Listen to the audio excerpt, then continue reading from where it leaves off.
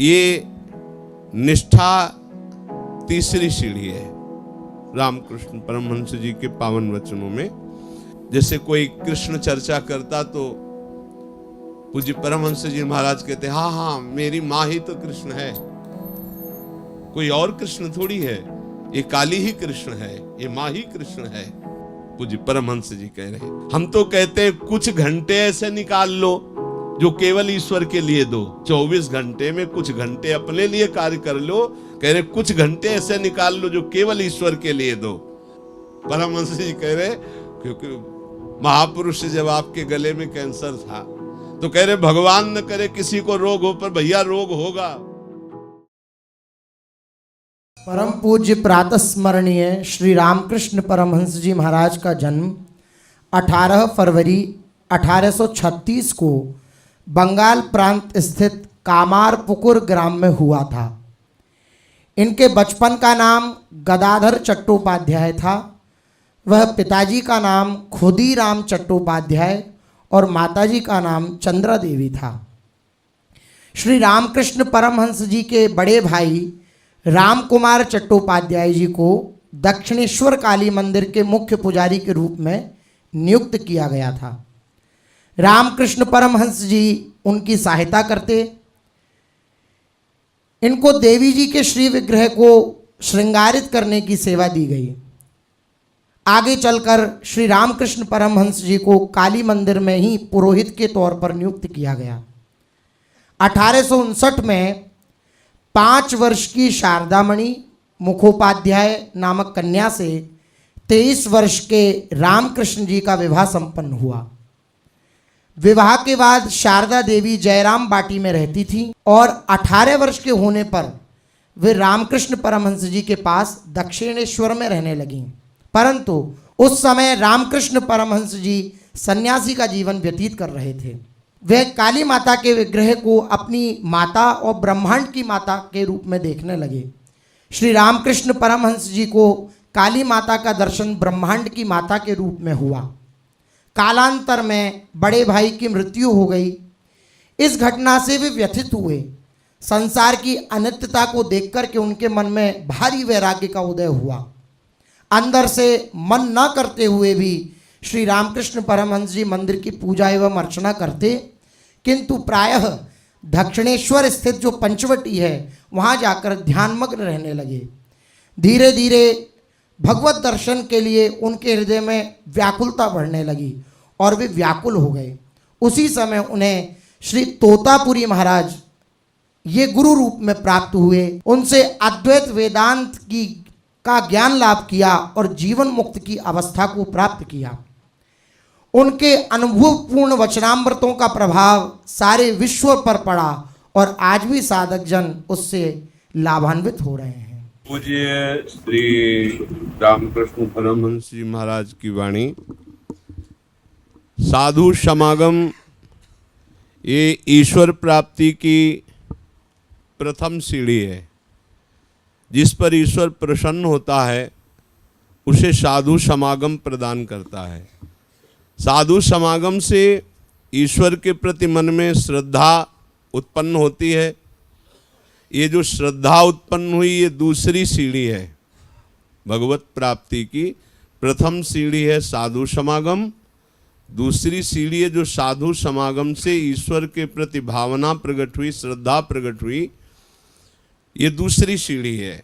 श्रद्धा जितनी बढ़ती चली गई उतनी निष्ठा बनती गई। ये निष्ठा तीसरी सीढ़ी है रामकृष्ण परमहंस जी के पावन वचनों में। ना निष्ठा जितनी जोर की होगी ईश्वर के प्रति, संत के प्रति, कथा के प्रति, नाम के प्रति, यही सबसे बड़ी सेवा है ईश्वर की। निष्ठापूर्वक नाम जप करना, निष्ठापूर्वक सत्संग सुनना, निष्ठापूर्वक सेवा करना, निष्ठापूर्वक भगवत चर्चा का श्रवण मनन चिंतन, ये निष्ठा भगवत प्राप्ति की तीसरी सीढ़ी है। पहली साधु संग, दूसरी श्रद्धा और तीसरी निष्ठा। जो तुम्हारे गुरुदेव ने ईश्वर का नाम रूप दिया है उसमें निष्ठा। तुम्हारे गुरुदेव सगुण उपासक हो या निर्गुण उपासक, जो आपको बतावें उसी के अनुसार चलो। रामकृष्ण परमहंस जी, एक ही है परमात्मा, बहुत नहीं है, वो एक ही है।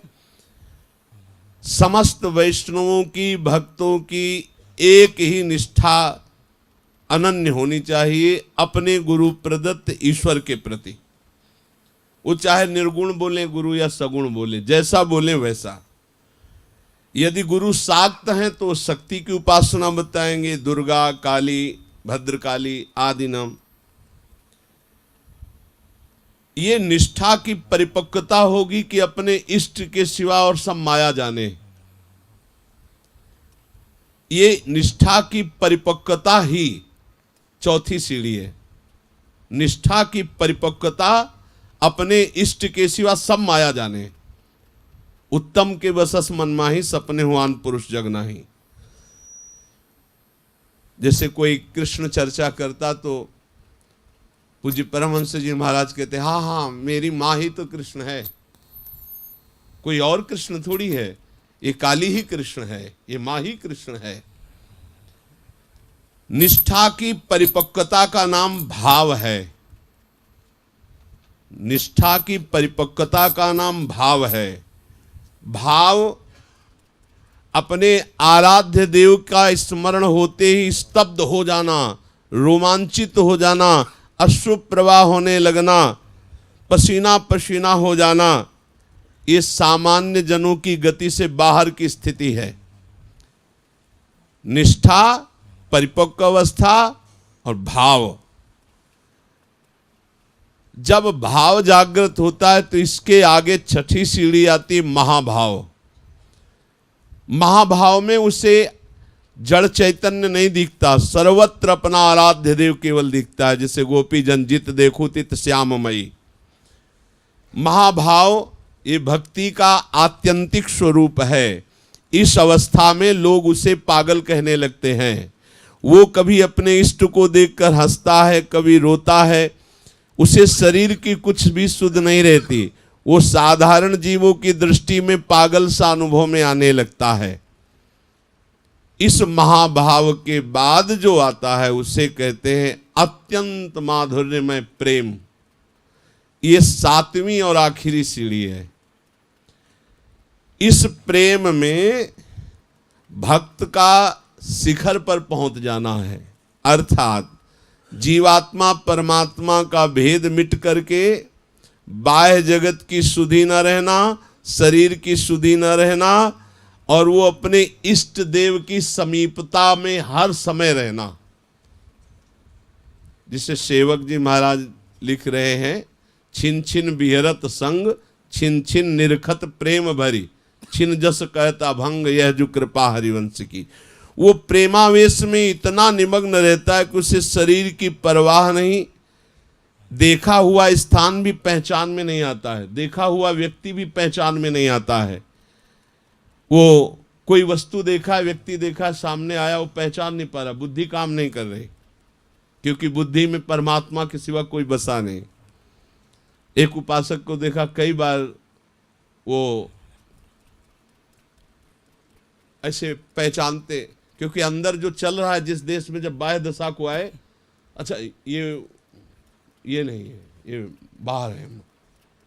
अंदर और बाहर में इतनी तन्मयता हो गई कि एक ही तो बाहर के व्यवहार जगत में उनको स्वस्थ होने में समय लगता कि अब मैं बाहर हूं, ये बाहर जगत। अंतर का इतना गाढ़ नशा।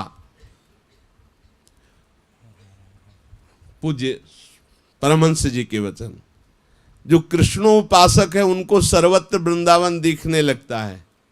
जो जगन्नाथ के उपासक, उन्हें सर्वत्र समुद्र के तट पर विराजमान जगन्नाथपुरी ही दिखने लगती है। कृष्ण उपासक को यमुना दिखने लगता है। उसका आवेश अपने इष्ट देव में ही रहता है।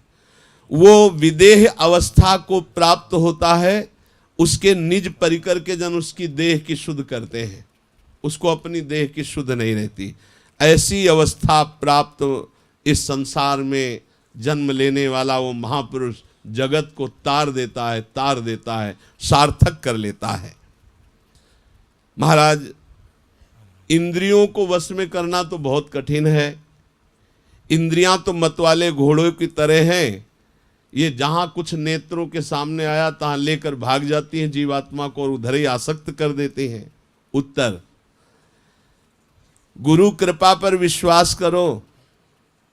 एक बार गुरु के नाम मंत्र पर अपनी दृष्टि रखो, फिर देखो तुम में कितना बल आता है कि इन इंद्रिय रूपी घोड़ों पर तुम सवार होते हो या तुम्हें ले जाते हैं। पकड़ो बात को।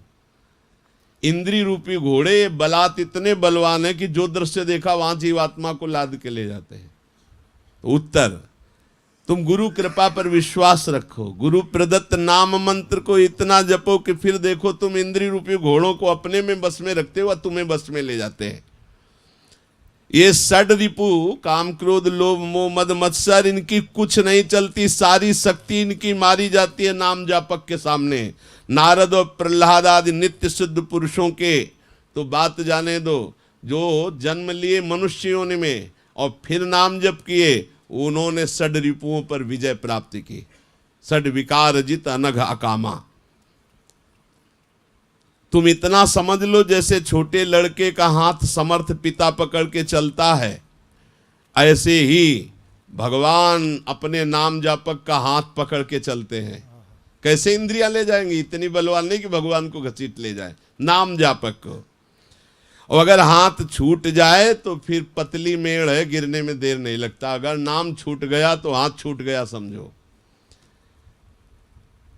पर दुर्भाग्य उन लड़कों का जिनको अपने पिता का ही साथ नहीं, पिता का ही परिचय नहीं, अर्थात जो भगवान से जुड़े नहीं, दुर्भाग्य है उनका जीवन। उनकी स्थिति बिल्कुल ऐसी है जैसे कीचड़ में फंसे हुए गड्ढे में पड़ा हुआ वही सुख मान रहा है। हम सचमुच सचमुच यही कहते हैं कि तुम श्रद्धा बढ़ाओ गुरु के द्वारा दिए हुए नाम मंत्र पर, फिर सब बस में हो जाएगा। ईश्वर के चरण कमलों में चित्त लगाने वाले को ये संसार धन्य धन्य कहता है, नमस्कार करता है। फिर तुम चिंता मत करो, चाहे सूकर योनि में भी क्यों न जाओगे तो तुम जगत का उद्धार करने वाले बन जाओगे। तुम चिंता मत करो, तुम केवल नाम जप करो। देखो कैसे नाम जप होता है। जैसे एक व्यभिचारिणी स्त्री अपने घर में रहते हुए, सबके बीच में हंसी मजाक काम करते हुए, अंदर ही अंदर दूसरे पुरुष का चिंतन करती है, ऐसे भजन करना चाहिए। ये परमहंस जी अंदर की वृत्ति को कह रहे कि जैसे किसी और पुरुष से प्यार करती हो, अपने पति के पास है, परिवार के साथ है, हंसेगी, बात करेगी, लेकिन अंदर अंदर उसका चिंतन उस पुरुष का होगा, जार पुरुष का। इसी प्रकार मनुष्य को चाहिए कि परिवार में सांसारिक कार्यों को करते हुए अंदर अंदर परम पुरुष भगवान के चरणों का चिंतन, उनका नाम। व्यभिचारिणी स्त्री ग्रह के लोगों को जानने नहीं देती कि हम किसी और को भी प्यार करती। ऐसे ही घर गृहस्थी मेरे के ऐसे भजन करो कि कोई जान न पावे कि तुम किस कोटि के भजनानंदी हो। बड़ा सुंदर शरीर है, सृष्टिकर्ता ने बड़े योग से ये ढांचा ढला है। स्वास्थ्य और सौंदर्यता टिकेगी नहीं, नष्ट हो जाएगी। दूसरे लोग इस पांच भौतिक शरीर को सुंदर देखकर प्रशंसा करते हैं और स्वयं में भी मान लेते हैं मैं सुंदर हूं, पर सुंदर वो है जो सजग हो गया है कि ये सुंदरता, ये शरीर नष्ट हो जाएगा, और इसके सजाने में समय न लगा करके भजन में समय लगाया। यही सौंदर्य असली है। शरीर का चमड़ा उतार दिया जाए तो देखना भी नहीं चाहोगे, इसमें कुछ सुंदर नहीं है। मांस, रक्त, मज्जा, मेद, स्नायु, केस, बड़ा घिनौना इसके अंदर सब भरा हुआ है। आंतड़ियां, कफ, पित्त, मूत्र, विष्ठा, ये सब बमन हो जाए यदि देख ले अंदर का, चमड़ी भर सुंदर। तो इसकी सुंदरता केवल नाम जपने की है, भजन की है। अगर भजन न की तो व्यर्थ चला गया। ये कंकाल है, इसमें सौंदर्य का गर्व मत करो, स्वस्थता का गर्व मत करो। ये कुछ दिनों का है, न चमड़ी रहेगी न कंकाल रहेगा, सब मिट्टी में मिल जाएगा। कहीं पहाड़ नहीं लगे हड्डियों के, बड़ा जादू। लाखों करोड़ों अरबों लोग मरते हो, पैदा होते हो, कहीं पहाड़ लगा हो हड्डियों का कि देखो सब सब मिट्टी में मिल गए। ए भाई, ऐसी तुम्हारी और हमारी देह भी मिल जाएगी। इस देह के रहते हुए भजन कर लो और भगवान को प्राप्त कर लो। अगर ये नहीं किया तो बाकी सब घिनौना कार्य ही है। पूज्य परमहंस जी कह रहे हैं। हम तो कहते हैं कुछ घंटे ऐसे निकाल लो जो केवल ईश्वर के लिए दो। 24 घंटे में कुछ घंटे अपने लिए कार्य कर लो। कह रहे कुछ घंटे ऐसे निकाल लो जो केवल ईश्वर के लिए दो। देखो, ये मांस मेदा मज्जा का लेप चढ़ा हुआ, स्नायु जाल से बंधा हुआ, चमड़े से ढका हुआ शरीर केवल भगवत प्राप्ति के लिए दुर्लभ कहा गया है। अगर भगवत प्राप्ति नहीं हुई तो बिल्कुल बेकार का शरीर है, किसी काम का नहीं। पशुओं का तो गोबर भी काम में आ जाता है, नहीं आ जाता? चमड़ा काम में आ जाता है। और मनुष्य का ना गोबर काम में आता है, चमड़ा काम में आता है। बहुत ही गंदा शरीर है ये शरीर। चिता की आग में धू धू कर जल जाएगा। ए भाई, चाहे नारी हो चाहे पुरुष, सौंदर्यता का अभिमान मत करो, सुकुमारता का अभिमान मत करो। बस केवल इस शरीर को पाकर खूब नाम जप करो, भगवत प्राप्ति कर लो। भगवान न करे किसी को रोग हो, लेकिन रोग होगा भैया। परमहंस जी कह रहे, क्योंकि महापुरुष जब आपके गले में कैंसर था तो कह रहे भगवान न करे किसी को रोग हो, पर भैया रोग होगा। शरीरम व्याधि मंदिरम। इसलिए स्वस्थता का अभिमान मत करो, किसी स्थिति की अपेक्षा मत रखो। कौन कब यहाँ रोग आकर अपना घर बना ले, कौन दुख आकर हमको गिरा दे। इसलिए यावत स्वस्थ मिदम कलेवरम यावत च दूरे जरा। जब तक शरीर स्वस्थ है, बुढ़ापा दूर है, तब तक खूब नाम जप कर लो। भगवत प्राप्ति के लिए खूब साधन कर लो। यही सौंदर्यता है, यही जीवन की सार्थकता है। ए भाई, सौंदर्य मोहक होता है अज्ञानियों के लिए, लेकिन भजन से जो सुंदरता होती है वो भगवान को मोहित कर लेती है। देखो, ध्रुव जी के भजन की सुंदरता, भगवान दर्शन करने आ रहे हैं। ध्रुव जी के भागवत में लिखा, दर्शन करने भगवान आए। इसलिए ये रोग आ जाए या वृद्धावस्था आ जाए या कोई घटना घट जाए, इसके पहले ही भगवत प्राप्ति कर लो। इसके पहले ही ऐसी स्थिति प्राप्त कर लो जिससे तुम्हें पछताना न पड़े। मानव जीवन की सार्थकता भगवत प्राप्ति है। वो गुरु कृपा से प्राप्त नाम मंत्र का निरंतर रटन करने से निश्चित हो जाती है। परम पूज्य प्रातः स्मरणीय श्री रामकृष्ण परमहंस जी महाराज की जय।